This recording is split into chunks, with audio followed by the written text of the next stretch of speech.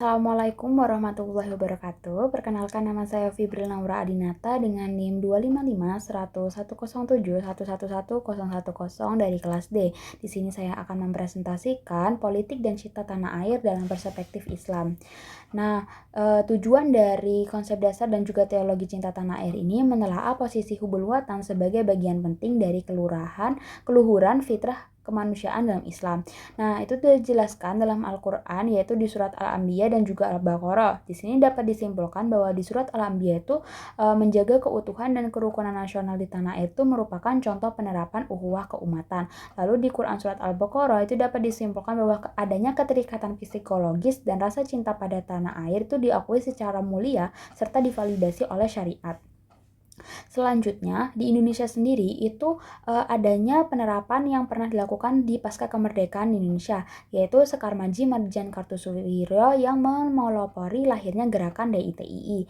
Nah, organisasi ini terbentuk karena adanya penolakan terhadap pemerintah RI yang tidak sesuai dengan syariat Islam dengan tujuan utama yaitu mendirikan negara Islam. Dari yang awalnya itu di Jawa Barat kemudian semakin menyebar di Aceh, Sulawesi Selatan, dan Kalimantan Selatan. Akan tetapi menimbulkan konflik hingga pemberontakan yang meluas yang berdampak pada korban jiwa serta mengancam keutuhan NKRI.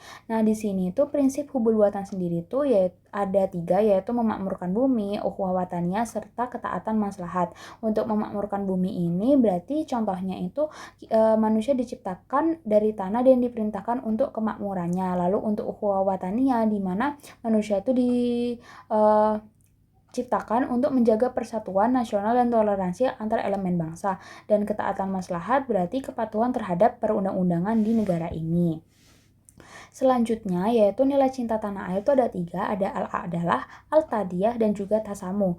Untuk al-adalah itu berarti menunjukkan kesetiaan dengan mencegah korupsi, kemudian penindasan dan perusakan moral. Untuk al-tadiyah ini berarti rela dalam mengorbankan waktu, tenaga dalam membela negara dan juga ancaman. Lalu tasamu ini menghargai adanya kebinekaan dan kebudayaan yang tentukan takdir Allah Subhanahu wa taala demi merekatkan integritas nasional. Selanjutnya adanya studi kasus yang dimana diambil contoh dari pemerintah yang gencar membangun jalan tol, bendungan, hingga kawasan industri baru dengan tujuan untuk memajukan ekonomi bangsa itu sendiri. Akan tetapi proses proyek ini tuh seringkali memicu konflik sosial karena menggusur lahan pertanian, pemukiman, dan tanah adat milik warga lokal. Di satu sisi pemerintah merasa tindakan ini demi kepentingan bangsa sendiri, tapi di sisi lain masyarakat tuh merasa hak-hak hidup mereka tuh dirampas oleh negara mereka sendiri. Nah, maka dari itu masyarakat tuh merasa diasingkan di negeri sendiri sehingga munculnya protes dan perlawanan yang justru merusak hubungan kepercayaan antara rakyat dan pemerintah. Maka dari itu solusi yang dapat diterapkan adalah adanya pendekatan yang humanis dan partisipatif. Jadi sebelum proyek dimulai, pemerintah ini wajib melakukan musyawarah yang transparan bersama masyarakat lokal. Nah, seperti pemberian mata pencaharian, kemudian kepemilikan saham di area lokal tersebut, kemudian menganalisis dampak lingkungan agar tidak rusak gitu, termasuk dampak budaya juga, yang dimana nanti masyarakat nih merasa diposisikan atau diikut libatkan sebagai mitra yang ikut menikmati hasil pembangunan itu. Maka dari itu rasa cinta tanah air itu akan tetap terjaga karena mereka merasa dihargai dan dilindungi oleh negara.